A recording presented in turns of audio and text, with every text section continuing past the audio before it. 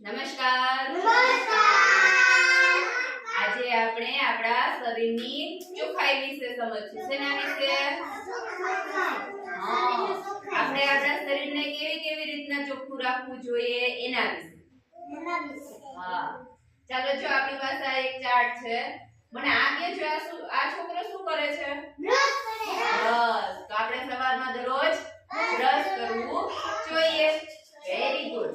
પછી આ શું કરે છે? જોઈએ મોઢું નહીં, આંખો ધોવે. શું? આંખો. આપણે આંખો છે ને એમાં કોઈ તે ધૂળ વહી જતી હોય, આપણે આવતા જતા હોય, નમતા હોય ને તો તેમાં આંખમાં કચરો વહી જાય. તો આપણે એને સ્વચ્છ પાણી એટલે ચોખ્ખા પાણીથી આમ છાપકા મારી સાફ કરવાનું હોય. સમજાણું બધાયને? સરસ. પછી આ શું કરે છે? જોઈએ નાક સાફ કરે છે. આપણે શ્વાસ લેતા હોય ને તો એમાં હોય તે રસ જાતી હોય નાકમાં, એટલે આમ રૂમાલ નાખી પછી નાક સાફ કરવાનું. Very good. પછી આ શું કરે છે?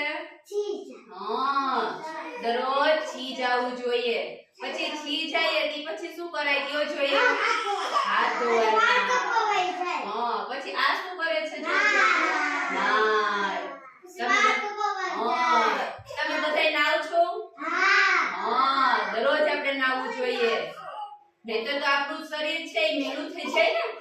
એટલે શું કરવું જોઈએ? નાવું જોઈએ. Very good. આપ શું કરે? જોઈએ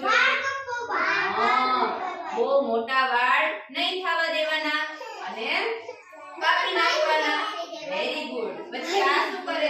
જોઈએ નહીં. જો શું કરે? નખ કાપે. એટલે આપણે શું કરવું જોઈએ? નિયમિત નખ કાપવા જોઈએ. ઈ કાતરથી કાપે. આપણે શેનાથી કાપીએ? લખિયાથી નખ કાપવાના. એટલે આપણે જો નખ મોટા થઈ જાય ને તો શું થાય એમાં? કચરો અને મેલ આમાં રહે. તો પછી આપણે એવું મેલ વાળું મોઢામાં નાખીએ તો ઈ મેલ છે ઈ પેટમાં જાય. પેટમાં જાય તો શું થાય? બીમાર પડીએ.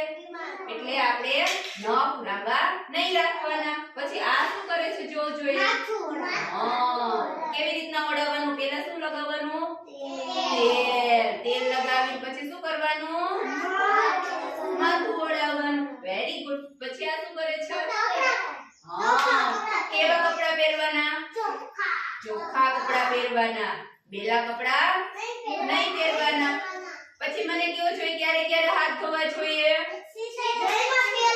જયમાં પહેલા. પછી સીટી કરીને આવીએ પછી છી કરીને આવીએ પછી તમે બહારમાં જાઓ ને તો પાછા ઘરે જાવ એટલે પેલા હાથ ધોવાના.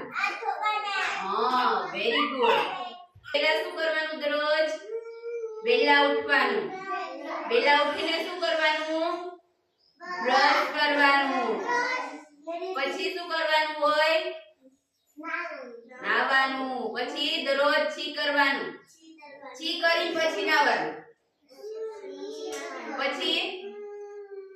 પછી કેવા કપડા પહેરવાના? નાઈને ચોખ્ખા ધોયેલા.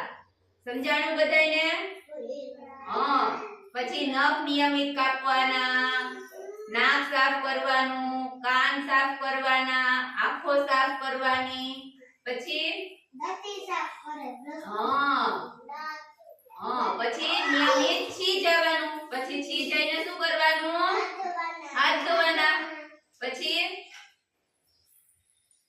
વાળ કપાવવાના.